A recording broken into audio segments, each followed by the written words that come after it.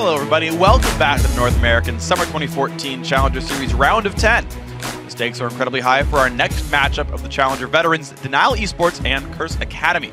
Now, this season, only one of these teams will continue on to the Round of 8. And interesting to note, actually, when we talk about only one of these teams can make it, the better seeded team has won every single game so far. Seed 1, Seed 2, Seed 3 have all been victorious. But now DNL Esports versus an arguable favorite of Curse Academy, the lower seed this time around. It's going to be interesting. And Curse Academy does not have the same roster that most people will be used to. Yeah. They have Chris in the top lane, Saint Vicious in the jungle, Mandatory Cloud in the mid lane, then they have FLICKR and Ken in the bottom lane. Mm-hmm. This team is formed of 4 former LCS players from different teams. We had Curse for Saint Vicious. We have Velocity for Chris. We have Executioner Ken, who played on EG for a little bit. And then ManCloud from XG. Yeah. Mm-hmm. Actually, I don't know if Ken's playing today. Bunny Fufu might be the one who's coming up. Yeah, Bunny Fufu is the one who's coming up today. Sorry about that. Yeah. He is also from Curse. Yeah. So true. That synergy, he's been around with Saint Vicious. And Chris is actually number 3 in solo queue right now. So yeah. He held number 1 for a while as well. He did have battling for a while. Yeah, we're going to have to keep an eye on him, but also keep an eye on the top laner, Anda, for DNL. He went 5-1-7 as Renekton in the round of 20, and they won in 24 minutes and 58 seconds against Team Fear. So they know how to close a game out. Don't know how hard the game was for them, but they knew how to close it out. We saw that previous game there was around 30-some-odd minutes, despite the large advantage that had been created for Team Green Forest. Yeah. Right. So knowing how to close a game out very quickly is very big because you have to know how to operate around very small death timers. Yeah. 24-minute game, death timers are still somewhere around that 25, 30-second mark. It means you got to win a fight like on their inhibitor and then just like hit from there. So definitely requires you to be pretty far ahead and then still team fight it properly. And yeah, you talk about closing games out quickly. I think that is important because you got guys like ManCloud who are on, a team like XDG who are known for like crushing in the early game and then kind of petering out. And it's like, this is a skill that these guys are going to need to learn, right? And especially when you got Saint Vicious, who is like, he's famed for missing smites. You got like wonders like, is like Baron completely off the call? You got XDG 4 members plus Saint. Like there's definitely going to be, I want to see basically how they play strategically. Yeah. Because I think they've got to be very aware of how they're going to play it out properly. Are they going to win an individual skill? Like, are they just going to snowball lanes? Like, I want to know how the teams play it. Because you've already got a team that's like, you think their favorites coming in. You think their favorites coming in not just because they match up in terms of skill or actually surpass their opponents right now in a head-to-head. Yeah. Because they did beat the 4th-seeded team, being the 17th-seeded team, and now they're up against the 7th-seeded team on the ladder. Don't know how much that can indicate, but we'll have to see because the top-seeded team has won every match day. In the round of 10, yeah. I mean, there's been like maybe only 1 or 2 upsets as far as ladder positioning is concerned, so certainly something to keep in mind. So thinking about this matchup then, right? What I've heard about Chris actually is that part of the reason he's such a good top laner is his gank setups are really strong. And as an aside, I want to tell a story about Season 2 Worlds Group Stage, actually. This is when Jace was all the rage in the top lane. And I remember from TSM, Dyrus was like, I'm going to play Darius into Jace. Not because Darius beats Jace. It's actually a pretty bad matchup. He says it's like 60-40. Some would say it's even worse. He's like, but Darius crushes in a 2-on-2. If both are going to show up, it is an easy matchup for the Darius. So I'll lose 1v1, but I'll pull a gank in. Now, Chris, again, we talk about him. He's really good at setting up ganks, and Saint is a really freaking good jungler, right? Yeah. Extremely skilled player, 2 accounts in Challenger.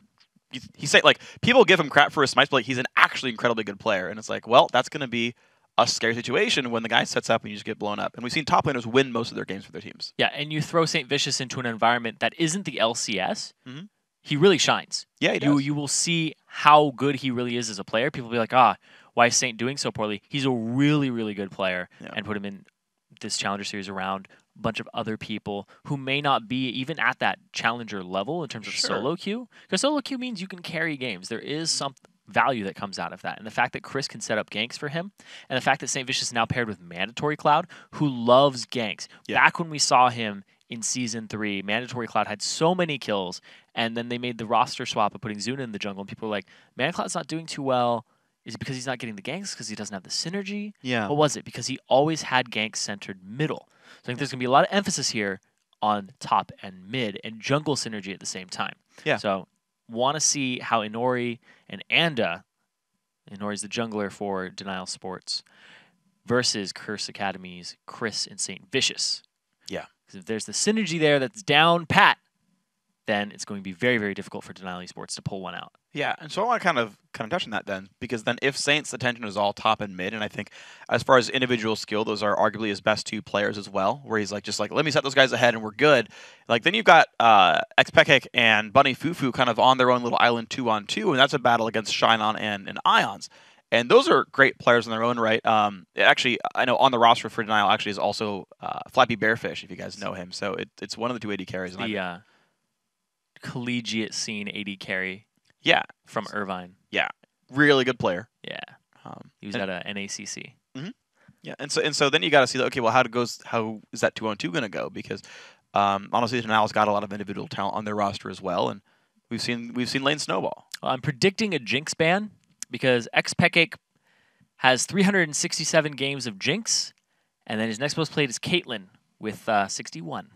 So 6-1 odds. There we go. This is the I play one champion a lot separation that I'll just use repeatedly. He's known as a Jinx only main throughout solo queue. Mm-hmm. And I met him in person. He's like, yeah, I don't know what I do when they ban my Jinx out. I kind of play Caitlyn, and then I don't do the same things that Jinx does, like fast pushing. Yeah. So if you ban it, maybe it just gets jinxed and you can't put up the same performance.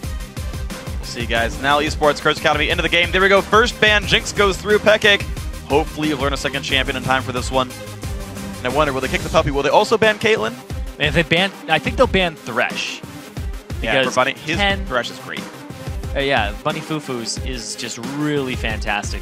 And it's funny because Curse has had a history of picking up Thresh players. Even Curse Academy. It's just, we had Maria, huge Thresh player. Zatsulo, huge Thresh player. Bunny Fufu, Sheep, huge Thresh players. Yep. This Thresh mains by a long margin there. And just so you guys know, Curse Academy was late, and that's why there was so much delay getting into this. That's why they've lost a ban. Yep. But the ban's coming through this one. There we go. The Thresh ban also there, so properly identified. Cassidon removed from Nebby Pooh Bear. The guy also a pretty big Gragas main, though, so we'll see if he loses much more from his champion pool. Haven't seen Gragas yet since the remake, unfortunately, but Gragas, especially in the mid lane, has a lot less power in terms of what he did previously.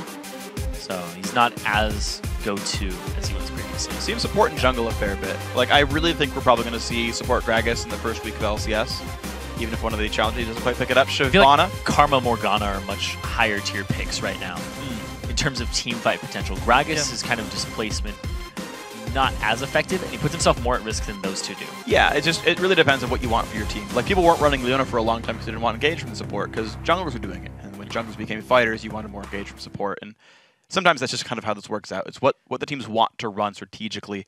So, first pick time for Denial Esports. Their 2 bans were Cassid and Soraka aimed at the mid lane. So, Nebby Pooh Bear going to miss a couple of his champions, but otherwise, pretty spread apart bans from Denial, removing 1 champion from each of the pools. Kha'Zix is still available. Yeah. Lucian, if you want to like cut the champion pool farther. Yeah. They're taking their sweet time with this one. Because there is a lot to consider here. They lost a ban, so what you don't take, they will immediately pick up for themselves. And it looks like it's going to be a Lee Sin. Okay. So Lee Sin removed away.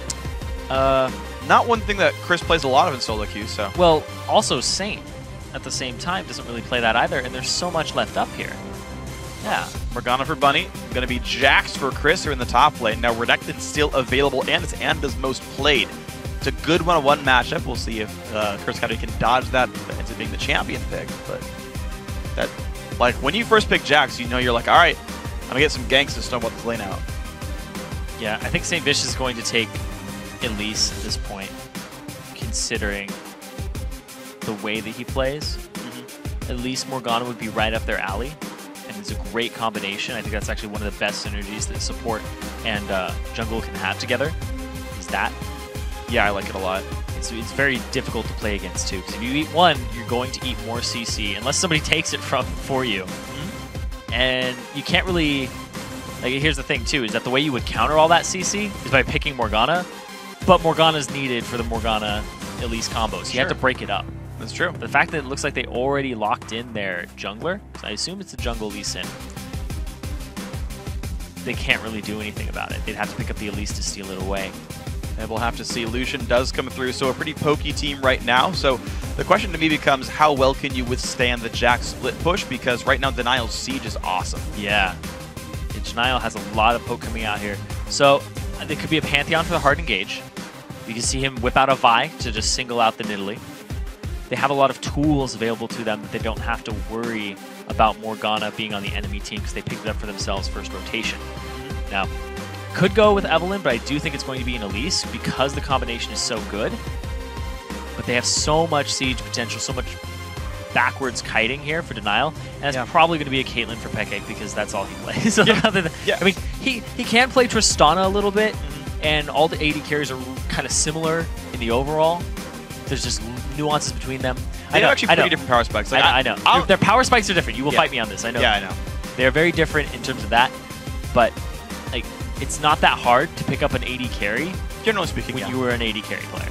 All right, well, here we go. The pick's going to come through. Jace is going to be the grab right here. Interesting. So, by the way, Anda actually is a Nidalee player, so there actually could easily be Jace mid, Nid top to fight up against the Jax. That is one thing to keep in mind. Curse Academy needs their mid lane pickup. Support Karma is the grab there for Ion. So an incredibly aggressive lane there, a lot of poke potential, incredibly large amounts of sieging. You got so much poke in this Denial lineup.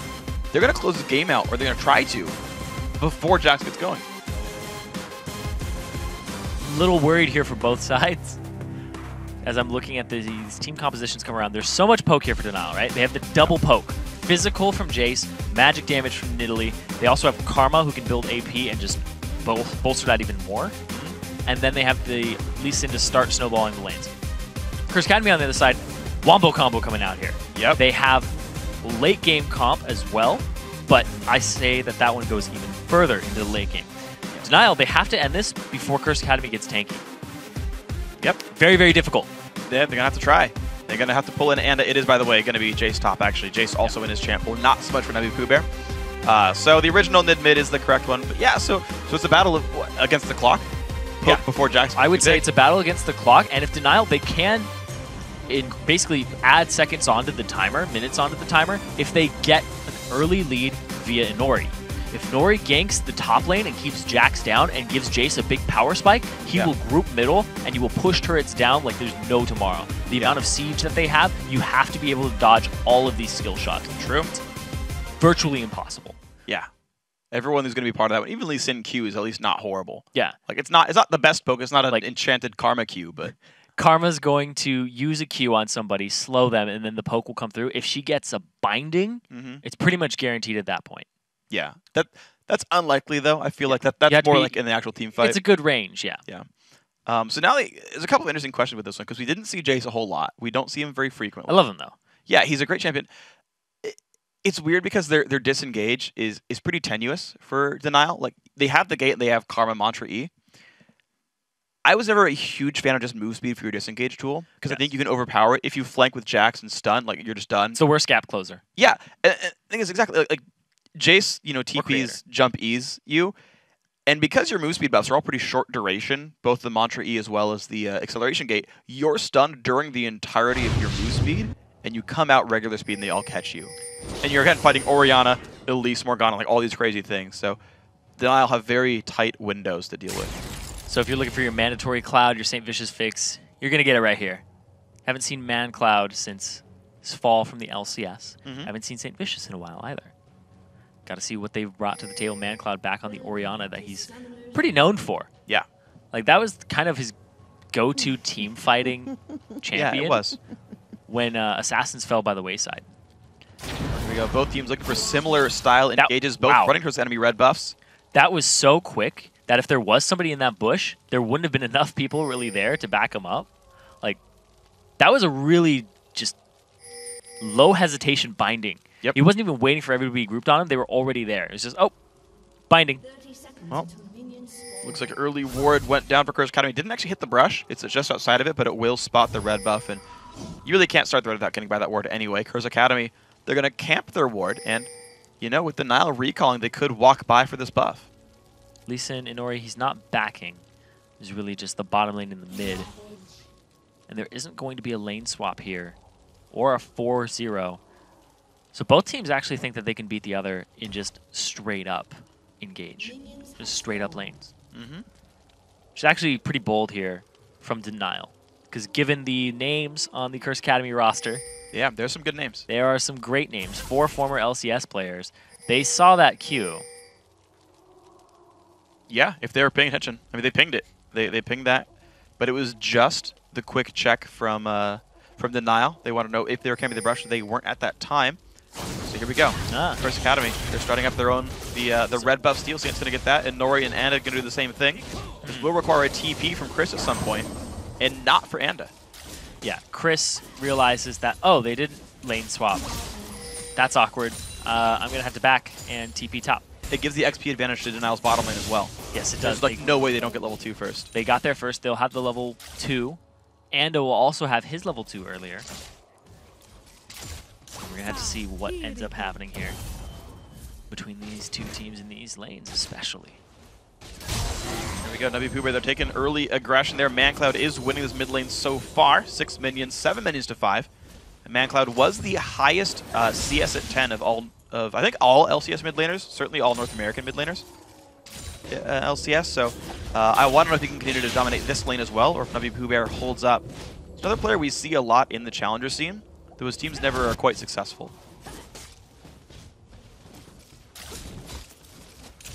We saw Inori doing a lot of work inside the enemy jungle, inside of Curse Academy's jungle. And now he's doing a lot of work. He's visiting top. Chris is already there. So this is what I was talking about. They need to make that early lead via Inori's because of the nature of this team. But oh, he used his E right into... Had to flash it. Good call there. That was good, though. That was the right kind of bind by Fufu. It forced you to dodge into your team. That is very smart. Especially when you're pinned up against the wall like that. Now at least making the rounds. Look at how much time Inori has spent top. He went for the golems to counter jungle it. St. Vicious knows that he's top, so he's going to go ahead and counter jungle the Wraith himself. These junglers are pretty much matching each other toe-to-toe. And Anda, he's going to rely on the early game poke and the range from Jace to harass this Jax and see how much he can actually get done. Saint making a repeat visit bottom. There's no ward, but he says it's not worth his time to stick around. All right, well, we're going to see if there's much of a minion lead here, 17 to 21, but many of these will get picked up by Lucian. So right now, it's a small gold lead for DNL thanks to their laning phases. The top lane was pushed under the turret with the caster minions kind of dying. With Jax unable to CS them, you're seeing the AD carries pretty much split equally here. A couple will die to the turret, but Ion should be able to support these. It's just, if they're full health, support hits them once, AD carry hits them, they all get grabbed up. So 24 to 25. Look at that. Inori, he's back top again. The ward expired in the tri-brush, but he just wants to get Anda ahead.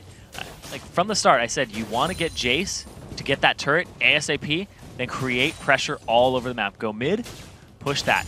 Look at, it's just been so long. He's been sitting up there forever. Thing is, this lane's gonna basically stay this way for a short time. It's gonna be a gank a long time in the making. Oh, he stepped out. The dodge is used, lands the Q, goes in for the damage anyway. Big burst comes through. Chris forced to Q away, loses health, but the TP is almost up.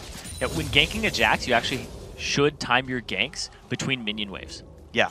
Because never gank him when your minion wave is around your turret, because then he'll always have an escape route. And you see right there, jumped right in, was perfectly safe. Didn't have to burn much of anything. He does, however, recall. He doesn't actually. He stays for one more wave. St. Vicious comes in to support this one. 2v2. Low HP on Chris, though. He's going to jump in the stun. Nice flash by Inori. Keeps him safe. St. Vicious will land the cocoon. But he's alone now. Goes for some damage. Gets hit back by Anda. Half HP, but Chris now has TP. Just now, Inori. That's a very aggressive play. There's no way he was getting out of that alive if he made it. Well, if they can make the plays happen, those shock blast hits. Chris is one hit from dead. And Inori.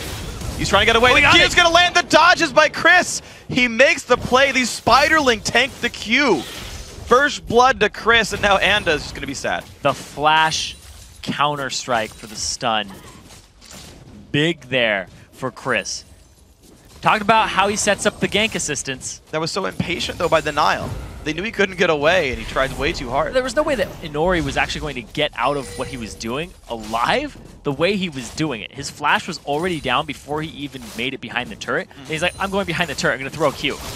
Don't have that much damage early game to burst somebody under a turret and get away with it. The Shock Blast from Anda was really good, and if like 2 more had landed, would have been great. And Jace can get the mana back by having a point in his W and then auto-attacking inside of his Sure.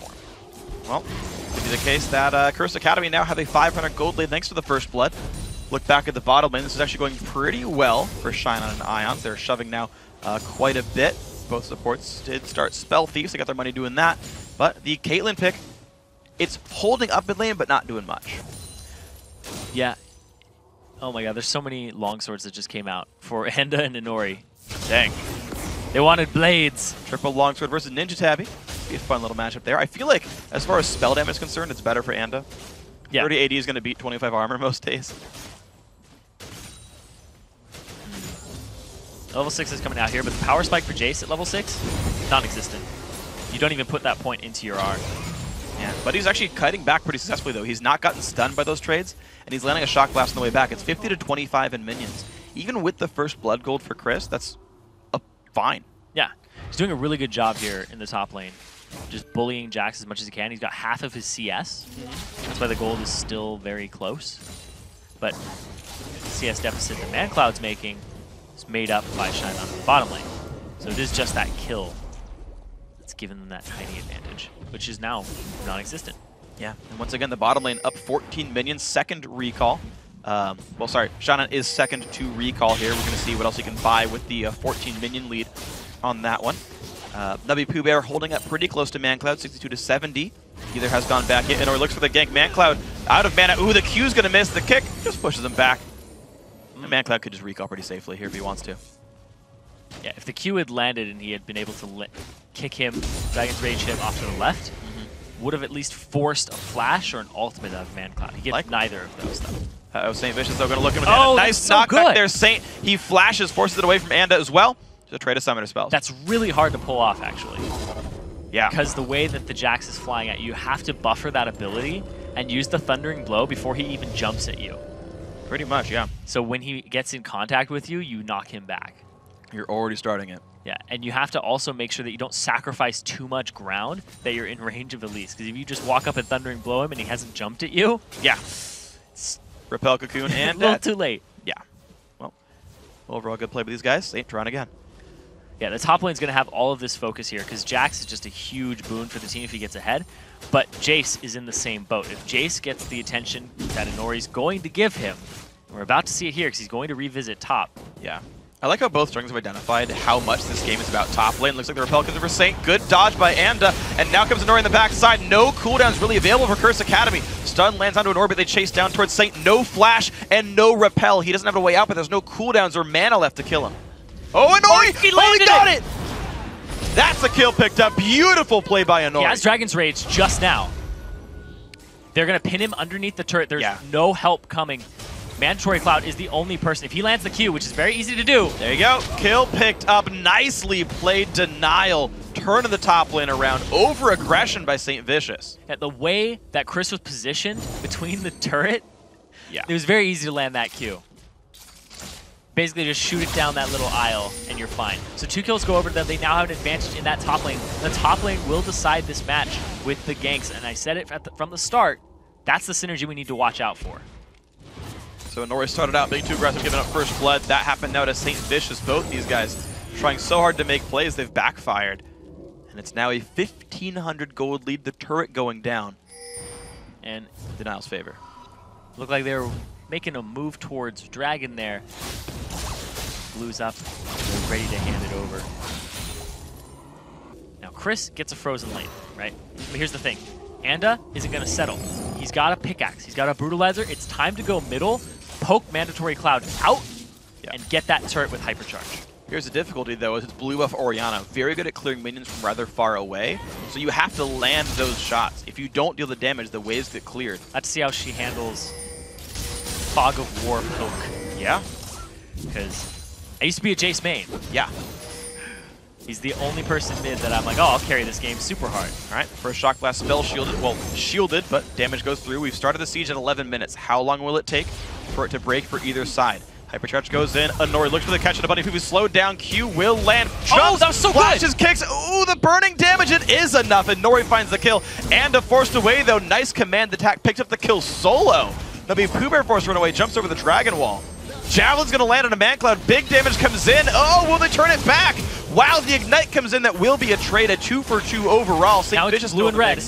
Oh, Caitlyn's going to come over the wall there. Ions does not get stunned. Good escape there. Summoner heal used. Empowered Q flash, though. Pekek finds another one. 3 kills to 2. And now there's a 800 gold lead for Denial. Caught in the middle there. And was not ready for St. Vicious coming in from the side. Now the TP coming in. They want us to contest this one, though. Inori, he's not around, though. This Dragon low on health. That should be an easy smite for Saint. He does pick it up. Pekek taking some pretty big damage. Pops Summoner. Here comes Chris. No mana on him. The engage is off on the side. Saint helps secure the kill, and Pekek finds that one. Another 1-for-0 plus the Dragon. Shinon still going to be chasing this one down, though. Can they get anything more? And doesn't have the gate up yet. He used it in the middle of that fight. The cooldown of that does not go down with rank, so people don't put a lot into it anymore. And the Thundering Blow pretty much saved Saint there, and he didn't absorb the ace in the hole for his teammate. It would have kept Nubby alive for a little bit longer with the damage that they needed. But great play overall by Curse Academy. They end up 300 gold in the lead from the Dragon, and that well-fought team play. I gotta say, the fact that Man Cloud got the solo kill on Anda to start that fight was everything there. Yeah. They fought a 5v4, and it was just a great battle for Curse Academy. The Dragon and everything puts them back on equal gold. And look at that. He's at 115 CS, 12-minute mark, 13-minute mark. Not bad. Keeping up with his previous record. He's 1,200 gold over his lane opponent because of, I mean, being up 25 CS plus all those kills and globals. Like, that's very big. Yeah. They don't have a turret in their favor. Denial does, but of course it's not global gold anymore. So about 100, it's not that much. It's not as much. They put a lot more into the local gold of it. So you want to be present for the tower. Yeah, so Anda's got a 200 gold lead over his opponent. Inori's got a gold lead over his opponent, but that's kind of the limit right there. Man Cloud's basically saving the team right now in terms of gold. He absolutely is. He's saving the team, and we said that there was a clock in this game. Denial has to make this happen.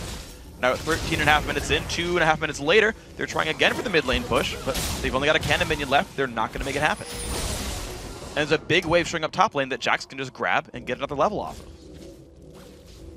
And now they're just sieging up the middle. They have so much siege potential with the double poke. They pull actually Chris away from that top lane. It looks like you're basically sitting there going, I want all that juicy farm. I'm Jax. Look at that huge wave. I gotta take it. I don't have TP, but I have to take it. He's going to make his way up there just in time. Actually, the mini wave just now crashing onto the turret. He'll miss like 2 CS, but he'll get the rest of the gold. Missed a single melee minion, I believe. And Chris about to be rich. I'm rich, Chris. There you go. And now, blue buff didn't end up taking it, but they saw Chris top, so they're immediately sieging down the middle. It's up to Man Cloud to go ahead and clear this wave out for his team, but if he can't, the turret will surely go down. Well, here we're going to drive for the attempt there, and Nori helping to get the push going. The dual lane's still going to stay bottom, so a 3-on-3 push. It's actually 2v1 against Caitlyn down there. Doesn't mean anything. Again, wave cleared. Yeah, wave cleared very, very quickly. You saw the volatile spider lane coming out just for the assistance underneath the tormented soil. And now, Pekek is deal with himself. This is the kind of thing that Denial could have sent everyone bot lane and gotten this turret because they had a numbers advantage this side of the map. Chris's TP was down. Ooh, it's very fast, Elise, right now. Yep. Got the rush to tier 2 boots. Shinon eats the trap though, makes him dodge Cocoon, which is thankful. But gonna peace out for this one.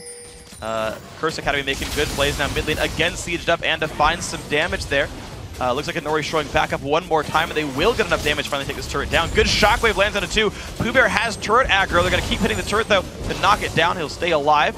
Mid tier 1 goes down, 2 turrets to 0. Yeah, and Jace just destroys turrets very, very quickly, and the fact that you put a primal surge on top of that for attack speed is really big when his hypercharge is down. So he just shreds through them. You saw it there. Oh, okay, that's not good times for Chris at all. And that's before any Magic Pen or major AP buys, so want to see how that continues to go. Of course, Chris did rush armor boots, so no MR to speak of just yet. It's a high-risk comp.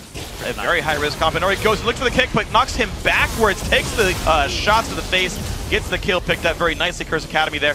And with no smite, they can't really go for the blue. Nabi Pooh Bear there in the wrong spot, has to jump the wall. He does so. Big damage on the St. Vicious there. Javelin, he takes the blue buff. Nicely played Nabi Pooh Bear. Pekek forced to run away. -1, but blue grab.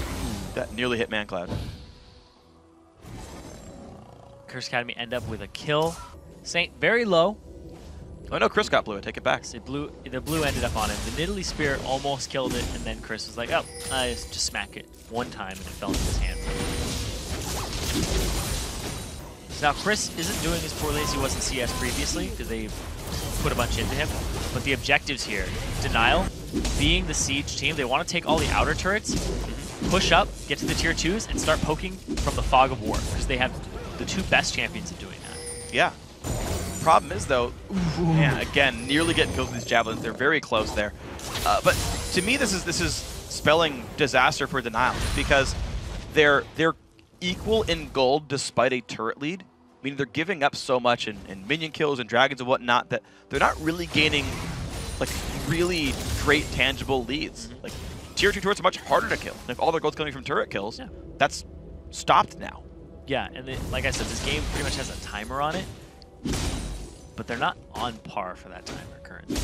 They did a really good job at the start, but the last couple of fights have not been going their way. All right, so now it's going to be the team regrouping. Bloodthirster done for both AD carries. Phage there for Shinon versus Zeal for Xpekik. AD carries holding pretty equal. A pick attempt, nice empowered Q. She's going to have net, though. Good kick backwards. Pekik takes a black shield, flashes the wall, but Ignite is on. Is it going to be enough to take him down? Ooh, the Summoner heal just in time keeps him alive. I don't know if Inori meant to do that. He kick flashed, but did it a little bit after the other. Because normally you want to kick flash, but flash to the other side of them and kick them into your team. Yeah. He did a kick. And a late flash? And a late flash. So he was already flying, and then he ended up like next to him. That's not what you want. It's not what you want. I don't think it was what he intended at all. No, I would have guaranteed the kill if he got it, though. Yeah. So we have a pause coming out here. I also saw Anda in the top lane. Already completed last Whisper on Jace. Yeah, so he's hit a pretty good power spike. Like, the thing is, that lane went incredibly well. He had double CS like the entire time, 50 to 25 at some point, even going higher. Got a kill, got the turret. And then it was this mid lane siege against the Blue of Orianna, right? A couple of like bad fights back and forth. Again, I want to know how ManCloud got that solo kill at 12 minutes, because I think that was massive. I saw Saint like come off from the side, but it was unassisted. But it didn't do anything. Yeah, he may have just put him in the right position for Orianna ball. Yeah, I think he just got shockwaved into the turret. Is probably my main guess on that one. But basically, the siege, and this is why I said the game timers, because I want to know how long these sieges were going to take. Is they siege, and while they siege, Jax gets to solo farm and just TP when it needs to. Right, the pressure is off him. He's just like, just tell me when, just tell me when, just tell me when. Showed up for the dragon fight, won that, right? And got an extra kill, got the dragon, all that fun stuff. Went back to pushing. The minion lead no longer is big, right? It's nowhere near double. This is 20. Exactly. It's like 20 is like, who cares? That's Jax getting out of laning phase versus anybody. Yeah, no big deal, right? Oh no, 20 CS, not a big problem. And so you cash in on this gigantic lane lead with a push that stalls out.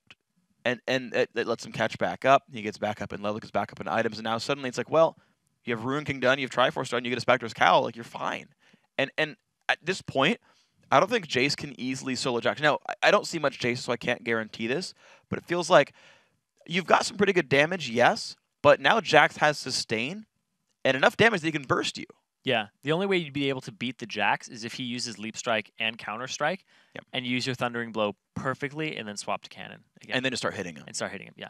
But at this point, he didn't buy the tier. He got some kills. He didn't get an early tier to transition into Manamune later, which is really good with Hypercharge. Yeah.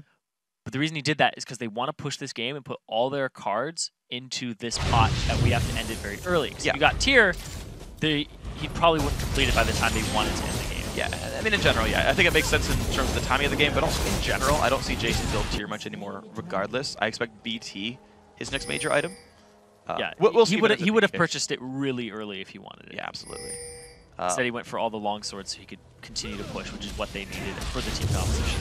But if you're solo queue, it's probably fine. Ooh, they've got a flank on Pekik here, though. Inori, can he jump the wall to the Karma? Ion just goes in and powered Q.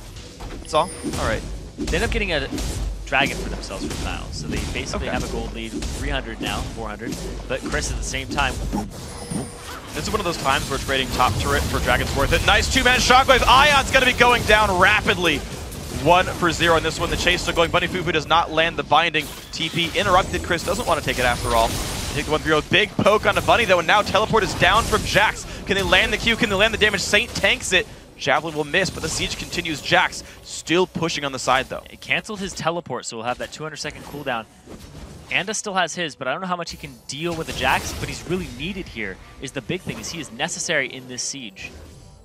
They're pushing Curse Academy back. Orianna still around. This next wave very far behind them. They sent Karma back to defend. I think that can't be a good choice as long as she doesn't get dived. Well, I mean, sure, but she's the one who's the defender here in the 1v1. Oh, he's up Chris, but Chris takes the turret down, right? So now Ions, I don't even know if he's going to win the 1v1. Okay, that little help? Yeah. Yeah. So 4-on-4, jumps in, nice black shield, and Nori gets locked up, and down he goes. They got a turret for it, but still, that's 2 kills now, and a 1-for-1 turret trade. Curse Academy end up with about 1,400 gold lead now, and that was a perfect black shield by Bunny Fufu. That was amazing. Didn't blow the exhaust. Didn't worry about it. He's like, nah, I got you. Got you, pet cake. No backdoor in here. Very nicely done there. And of course, the Warthog not going to matter when Black Shield's on. Lee Sin can't break Black Shield by himself, so good pickup there. Chalice actually is the buy for Anda. It's not tier. He does want the mana regen for the extra pushing. It's going to be, I think, just stopping at Chalice, then going towards maybe BT. Yeah, you don't build anything out of the Chalice. You probably sell it in the very late game. Fiends. Yeah. No. Hey man, his melee W's got an AP ratio. Yeah, it does. His static field. Actually, I don't think it's static field. I think that's. No, I think it's. No, that's not Blitzcrank ultimate. Oh, maybe. Yeah. Yeah. Might be. It might just be lightning field. Actually, that might be. It's okay. That sounds right to me. Yeah. Usually at this point in our ears, our producer tells us it's this, and you're late to the call, by the way, guy. Thanks for not telling us yet. Almost always, he's like, "Oh, this is how you pronounce that word," or "Yes, this is actually the stat you're going for." Yeah. Dropping the ball, appreciate it. All right, well, Q's gonna land on a man cloud. Burns him a little bit. He's gonna be okay though. Pekek holding the mid lane for now. And it's like at this point, can anyone hold on to Jax? I don't know how you get rid of him except for kicking him away and disengaging. He's even in CS now. He has Blade of the Ruined King. He's working towards his Trinity Force very hard. And here's the thing: is nobody can 1v1 him because they're all pokes. So you have to force him to group up and try to poke him out. Oh, Cullen goes in. Nice W. Mancloud claims the blue buff. Shadow not losing much for that one. Pings go down. There's some wards over there. Converging onto Chris, trying to make it so he can't farm as easily as he has been all game long. Ward is gone. Jace just doing the pushing. But yeah, if you just push back and forth against Jace, like that's or against Jax, that's great for Jax. Yeah, that's great for Jax. I couldn't think of a better situation. To reconnect there, we're going to be all right for this one. Denial going to make their way towards this mid lane, but the game is simply slowing down for these guys. And there's Chris, level 13. Nori. Oh, he's already used it. The stun comes in, and there's a Nori though. Looks for the slow. Ah, flashed away by Chris. He's going to be safe. So that's basically the win condition there for Jace, is if he can Thundering Blow before the counter strike. Yeah. Which immediately forces Chris away. And now, you saw him go down to half HP. From he just dunked him. Blade of the Ruined King was used. Sure. That was a little bit of the extra burst in there. And it doesn't have lifesteal. Like exactly. That lane's horrible now. There's nothing that he can do in that lane at this point. He's pretty much just trying to CS. He'll show up to the fight, maybe TP top, but wow, his team is sieging so well. Like, no, Mandatory Cloud has to back off from this now. Big Javelin here, does some good damage to this turret. If those keep landing, this could be more turrets for Denial. Down to half HP, still putting the damage in. And Jax not showing to defend. Caitlyn's still recalling back from the base, and Nori tanks a Cocoon, doesn't care. Denial could stay for this turret. They're going to. Mid-tier 2 is down. Yeah, Dragons in a minute. Poking Mandatory Cloud out was incredibly good for them. Yes. Because he was the wave clear. You get rid of the wave clear, it allows the poke comp to flourish. And they do that and they get an objective for themselves without even picking up a kill. That's how you do it. So that's working pretty nicely. St. Vicious, I got to point out, by the way, as we're talking about how important this poke is and the javelins and whatnot, Locket of Onslaught picked up 20 area of effect magic resist for his team. Plus, I think it's 10 or 15 HP 5 regen. And the shield if it really gets hairy. Yeah. So they will be more resilient to javelins, though they are still painful. Yeah, but it's a double resistance poke comp here. You have the physical damage from Jace, and you also have the magic damage from Very Ridley. true. So they double down on it. But yeah, basically he's going for the CDR build for Elise so that he can do the Elise Morgana combo that we've seen a lot of today. Yeah. Which is just really, really strong. You get one, you're going to land 2 more skill shots on the person with no skill involved. Basically, it's on the first person in the combo. Yep. And of They're course, skillful, this team, sets everybody up. yeah, absolutely the case. So we'll see what else they can get with this one. Looks like ward control is there, and look at this denial go mid lane when Dragon respawns, and Curse Academy are in the wrong spot for it. Recalls Force, they have the opportunity to flank if they want to, but this turret goes down rapidly. It's going to be the disengage attempt there. Karma does not have her ulti, but hey, turret for an out-rotation, great play by Denial. Yeah, Hypercharge is ridiculous in terms of attack speed. It gives you max attack speed for 3 shots and 130% at max rank for every shot. They're all camping in this bush now. They're a poke comp, though. What can they do? No, they do not find anyone facing. They're gonna go straight for the inhib. Oh my gosh, they let him go right by, and there's the acceleration gate. Inhibitor gonna be under fire. Curse Academy suddenly all have to run backwards. Again, Denial has to be careful. They can get flanked here and be stuck inside the base. It's gonna be everyone walking backwards. How good is Denial's escape there? They use acceleration gate. They're gonna go straight for the dragon now. Empowered Mantra E. Have a fight there. They've got to be careful though. Again, if Curse Academy catches them, life could be pain. They put a couple of wards down. They're reasonably safe. Jao can stop ManCloud. This is still not ideal for them. Pooh Bear could get caught out. Binding lands. I don't know if they know about that necessarily. But Inori is still pushing up at the top lane inhibitor turret. This is going to be all kinds of crazy right now. How good's the fight going to be? They're now trapped inside. Oh, Saint doesn't land the cocoon. Navi Pooh Bear gets away from the first stun. Big poke lands. Bunny Fufu very much going to die. It's 1 kill picked up. Shockwave only hits 1. There's the engage. Big damage from Anda. Chris chases towards Shinon. Shinon goes down. Pekka gets caught up though. He goes down as well. Looks like a 3-for-1 Denial. Outplay the engage hard. And now Anda, he's chasing Chris. I don't know if that's the best idea. I think it is. You stop the recall, you guarantee the inhibitor. Yeah, and he's going to hit him with that. Oh, man. Chris has teleport. If he can get away, flash Q! And it picks it up. And this is going to be the inhibitor turret. The teleport in, only Morgana and Elise alive. Oh my gosh. Denial. He can do to this.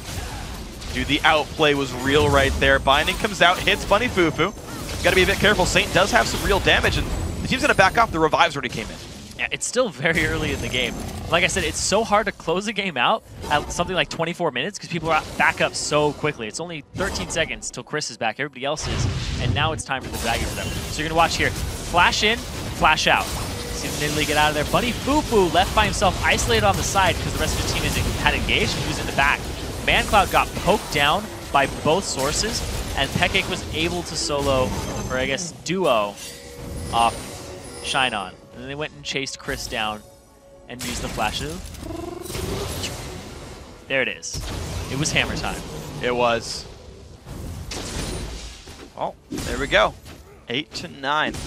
Only a 3,000 gold lead right there for the Nile. Curse Academy have farmed so well. I mean, just look at the mid lane CS and tell me that's not a very large score right there. You're seeing still on the losing team, ManCloud is up almost 2,000 gold over his lane opponent. That is his minion killing. That is the actual kill he's been picking up for himself. They now have been winning the turret game, but they've got to use that gold lead to keep winning fights like they did before, or again, the clock ticks away. So they have the inhibitor down. They have an exposed inhibitor bottom. No teleport available for Anda. Taking basically check of everything right now. He just completed his black cleaver, so the hypercharge will immediately stack that up very quickly. Okay. Ooh, they landed a little bit of damage there. Anda's got to be careful with binding hits. This is not good for him. Chris is going to land the stun. He gets knocked back, though. Is this going to be enough for them? And engaging the other side as well. Saint pushed down to half. Denial force back. Anda ended up hitting Baron there because he was inside of the binding. Yep. And it made it. Got to press S. Yeah. You got to remember to hit S when you get binded. If you're by Baron. In general, I pulled Turret Dagger yesterday. Oh, wow. I was going to live, and I hit the Morgana. I was like, well, that's 300 damage. I was really sad. Because it's so avoidable. Oh, they're going? So it's a very risky composition that Denial has played out, but they're playing it very well. That's how you play a poke comp. And I love that they went for the back door there. That was crazy. That was really risky, but they played it to a T. Yeah. The way that they rotated and ended up bottom lane and still pushed the turret. Yeah. And then they split, but were able to... That's the thing, is They landed the poke. Exactly. If you get in that situation, you split your poke up. Because if you're both next to each other, you're going to get shockwaved. You have to have a Nidalee Spear coming in from one side at a diagonal angle, and then send in the Jace Shock Blast from the other. Yeah. Split them up. Divide and conquer. I think the Shock Blast hit Ori and Kate. Yes, it did. And it was just like, dude, when you've got Last Whisper Brutalizer on a rank 5 Shock Blast, like, that's going to hurt some people, and it did. It won them the fight. Oh, yeah. exactly that. Okay. No points into Jason's ultimate. That's what you do. We haven't seen a Jason in a very long time. So Pretty standard.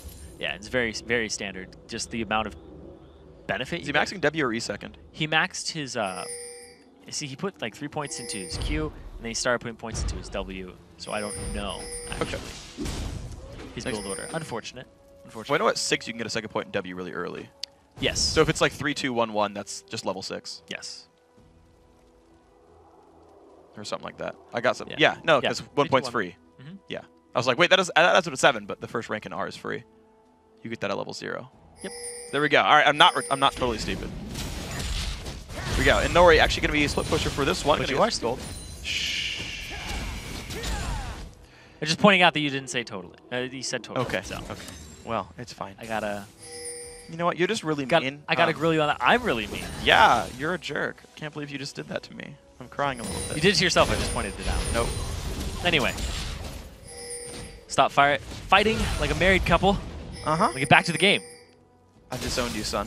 Yeah. St. Vicious, ManCloud, and Co. going to make their way back to the bottom lane. The Inhib has respawned in the mid lane, though, which means a 2,500 gold lead is just sitting there stagnant for now with Denial. There's very few turrets left for them to kill. If they can get Inhib pressure, they can do something else with it, but that's the real test. They've showed up to the bottom lane. Is backing now. Poke. Not really landing. He gets 2, and they're important. Big damage. W. Kuber blocks that one for himself. Lands a javelin through the black shield there. Again, Poke still attempted, but that's Shockwave down, which is a very big deal for these guys. And nothing really blown on the side of Denial just yet. They're clearing that. You want to poke from the Fog of War as much as possible, especially with these two champions. It's very easy to do so. At this point, there's a big minion wave that's top. I wouldn't be surprised if Anda actually backs and then uses his teleport to get to wherever they need to be. Looks like they're trying to time this a little bit off of the Dragon respawning. They are mostly in the Fog of War as they pull back here. Top lane, definitely the farm worthwhile in this one. Link Ward's cleared away. But they didn't have enough blue buff or really the Dragon necessarily, in that there's still some time for them to respawn. Yeah, and it looks like 31 minutes in. So no Trinity Force completed for Chris. He spends the money on Home guard. Himself a home guard, so he's in the fight in a timely fashion.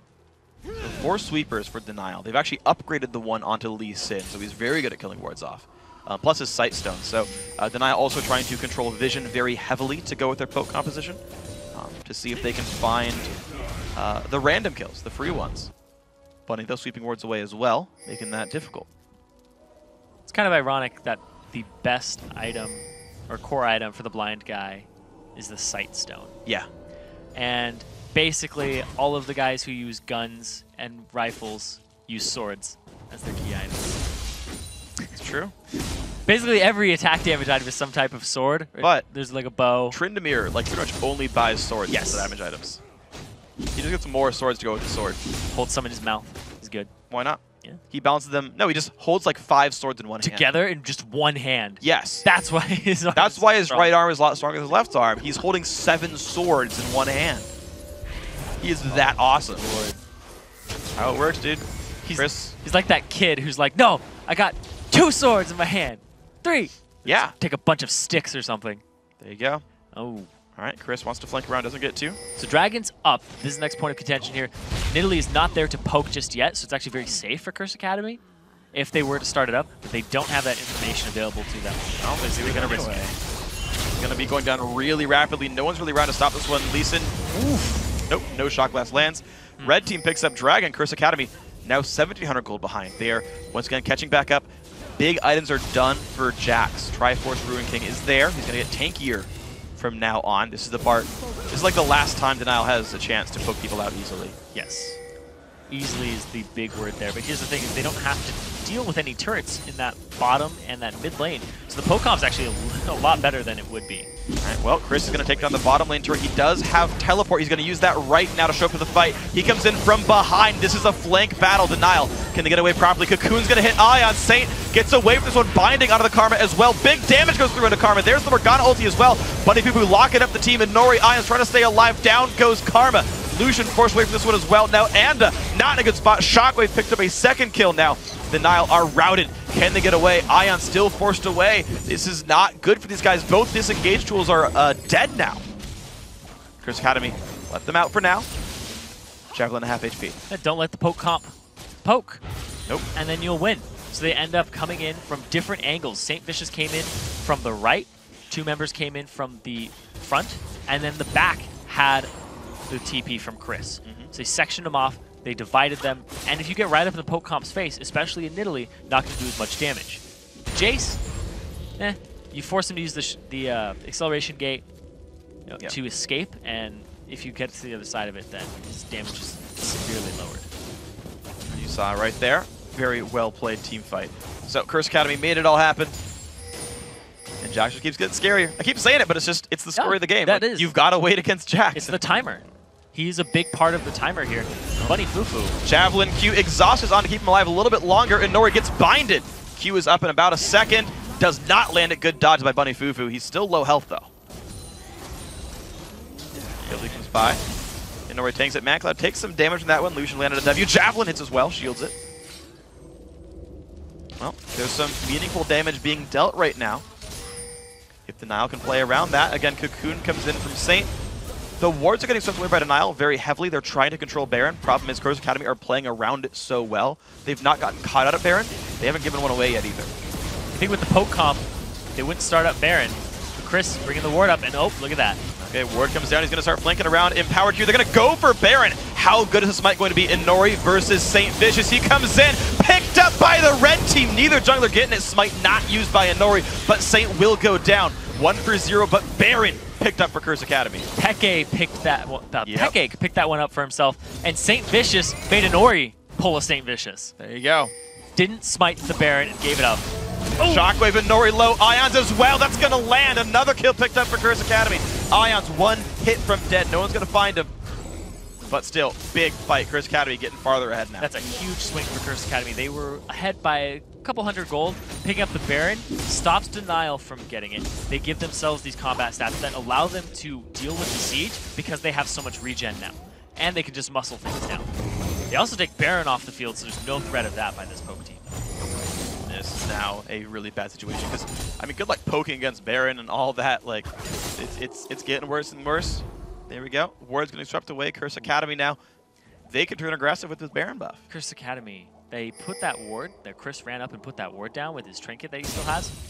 And Denial didn't actually kill the ward. The ward is still sitting there in the Baron pit. I thought they were going to get on it a lot sooner, but no. That gave them the crucial vision they needed for St. Vicious and Peke to actually auto-attack it. Yeah, it worked quite nicely. I mean, Repel does give vision when you use it, but he's got to time that a lot more closely. That was the case right there. The call to stay on Baron, it almost did it. It was close, it almost worked out, but they even got the kill off the Baron, but the fact that the monster itself went to Curse Academy, really helpful for that red team. And now Chris even stronger in that top lane. By the way, he's level 18 versus level 16 of Anda. He's been split pushing all by his lonesome. 277 minions now in the lead on that one as well. BT finally now completed for Anda. He did get the Black Cleaver first. The Jace window is pretty much gone at this point. Yeah. He does spike again with BT, but it's at the point where Curse Academy have better regen. They've got more health bars. Yeah, Jace falls off pretty decently at this point in the game compared to everybody else who pretty much could have played top.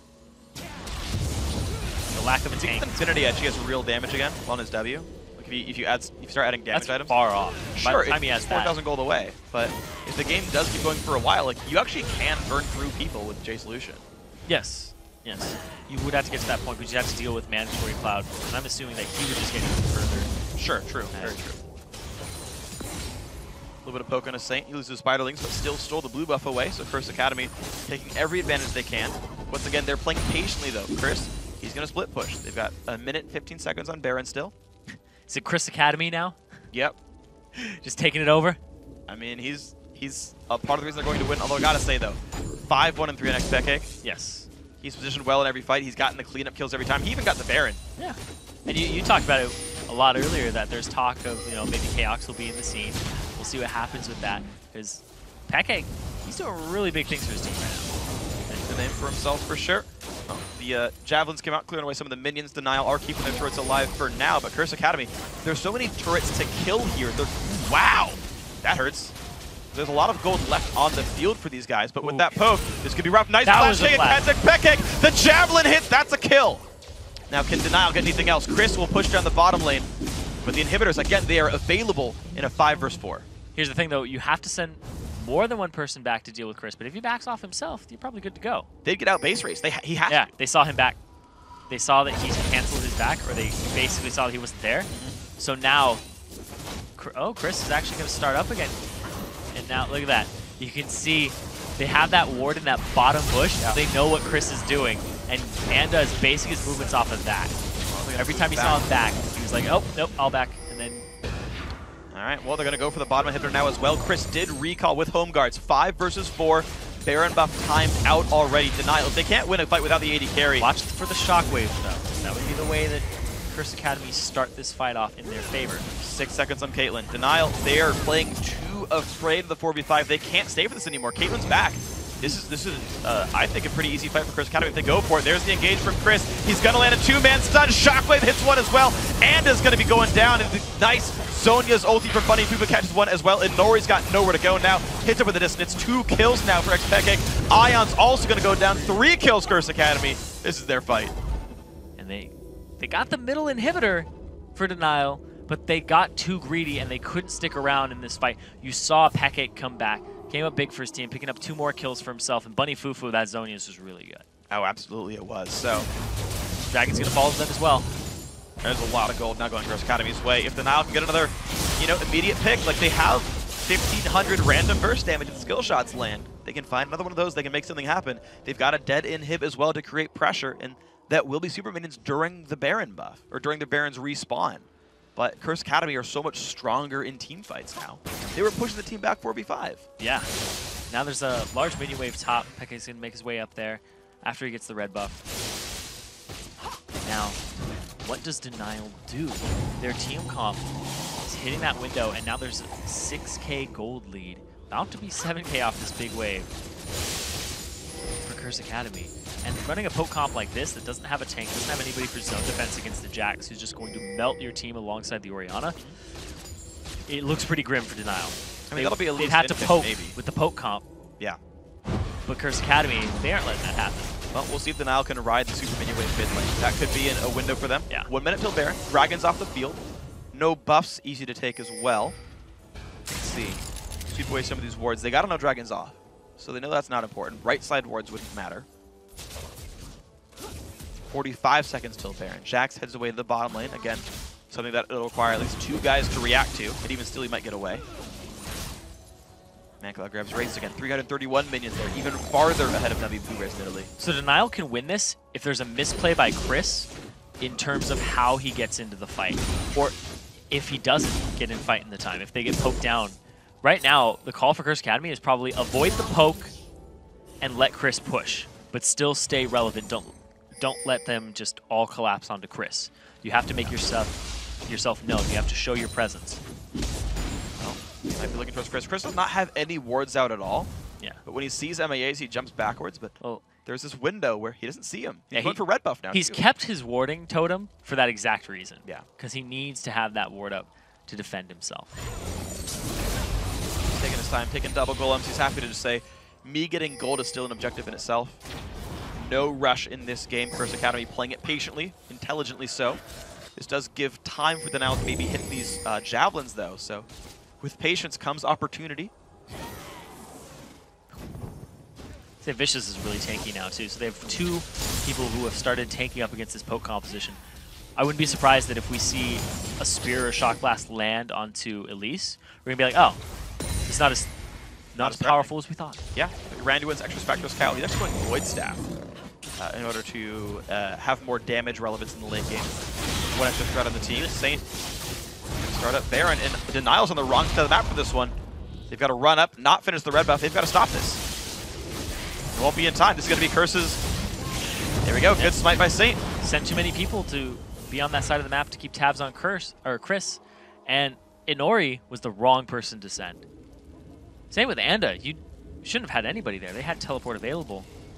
And there's still always the possibility of the Baron. Now they have Baron. Their middle inhibitor is back up. There's a 9,000 gold lead with the combat stats of Baron on top of it. Curse Academy, they're looking really good right now. And they outplayed this composition. They definitely did. So there goes the middle tier 2 turret. Only the base turrets are left. Big wave in the top lane there, but they look like the team's going to group up towards the bottom side. Right off the Jack's push. Javelin won't land. Shionon's going to be around there. He's got to be careful about the cocoons and everything else. Nice shock blast gets rid of some of the minions there. And I'll hold on for now. But again, it's a Baron buffed Curse Academy. Even if they take poke, they'll be able to regen it up a decent amount. All the waves are actually pushed up to them right now. So Anda has to clear the side waves. Now, if a binding lands, a cocoon will follow. And now they're just trying to get the poke out there. See what they can do. Look at how little that does. Shockwave hits everybody, and there comes the jump on in. ManCloud kicked into the team. How's this battle going to go? Chris actually forced backwards. Anda will fall 1 for 0. Bunny Poopa going to get a bit of a stun there. Chris finds another one. 3 kills. Curse Academy. Only the AD carrying support left alive. Now Shionon goes down 4 for 0. This is going to be the game. Curse Academy clawing their way through, waiting on the Jacks to scale up, defeating the poke comp. Losing inhibitors doesn't even matter. They finally get their way in. They're able to just siege up and set it at the start. Top lane and the fact that there's a timer on this game is what we were going to be looking at. In Denial, their team composition, you know, they didn't get out-drafted. They did pick a solid team comp, but Curse Academy played it safe, played it right. Yeah, they end up on top. 45 minutes, 20 seconds, longest game of the day, but to no surprise really, because, hey, Curse Academy got behind early. The top lane plays. Okay, so Inori screwed up for first blood, but the double kill afterwards was awesome. That set them up for so much success. And to me, it's like ManCloud held them in there, because that mid-siege should have worked for Denial. ManCloud solo killed Jace, and that cracked the game. Yeah, that was the point where it was like they had so much momentum, and then it kind of just dropped it off. Yeah. So Mandatory Cloud really did a lot of work before that dragon fight, which allowed them to pick it up for themselves. Yeah. Yeah, it brought a lot of gold back. There was basically the majority of the game, everything was happening on Curse Academy's side of the map because they were just constantly being pushed and poked in. And then Chris was like, all right, I'm just going to push bottom as much as I can, and they win off of that push. Yeah, they did. And there was one part in the middle that it was so cool. The crazy Denial outplay where they're like, Dragon's up, but we're going to go mid, so you have to get off of Dragon, and then like if you push bottom, we're going to go mid even farther. That and was really good. They got the inhibs, they got that crazy team fight. It was like, okay, like Denial has enough of a gold lead again where they can battle again, right? They have to play with 5,000 ahead. Yeah, it was the Baron steal at 35 minutes that put Curse Academy ahead for good at that point. Because the poke comp, you typically bait the Baron, you don't go for it, because you poke people before you start it. Sure. You had no rush. There was no rush at that point. But this was the thing, is they felt the pressure. They knew if they keep playing the bait game, they're going to get out split push. I would actually defend that move. I think strategically it makes sense because they didn't have any win conditions left. Their siege wasn't going to work because of split pushing. They needed to force something lopsided and to say, we just swept the wards. No one came to ward again in a while. They knew the guy who warded didn't have any sweeper, or it was just the ward trinket. Yeah. So they knew someone else has to come into ward. And so they're like, okay, we have this window. Maybe they don't check it in time.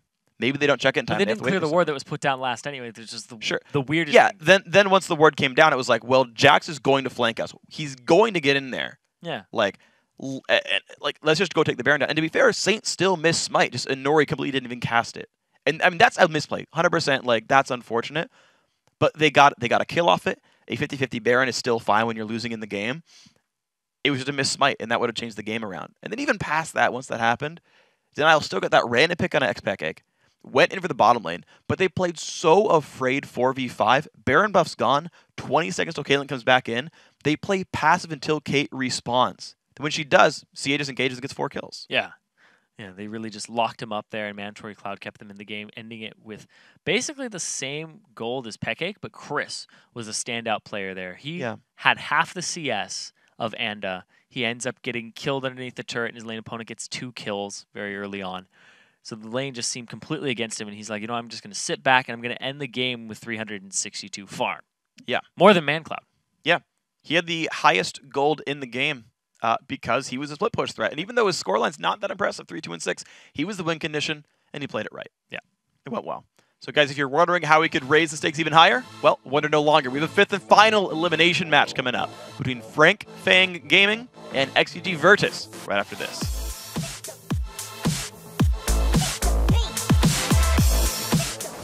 Well, if they can make the plays happen, those shock blast hits. Chris is 1 hit from dead, and Nori, he's trying to get away. He's going to land the dodges by Chris. He doesn't have a way out, but there's no cooldowns or mana left to kill him. Oh, and Ori! He got it! That's a kill picked up. Beautiful play by Annoy. He has Dragon's Rage just now. Let's see what they can do. Look at how little that does. Shockwave hits everybody, and there comes the jump on in. ManCloud kicked into the team. How's this battle going to go? Chris actually forced backwards. Anda will fall 1 for 0. Bunny Poopa going to get a bit of a stun there. Chris finds another one. 3 kills. Curse Academy.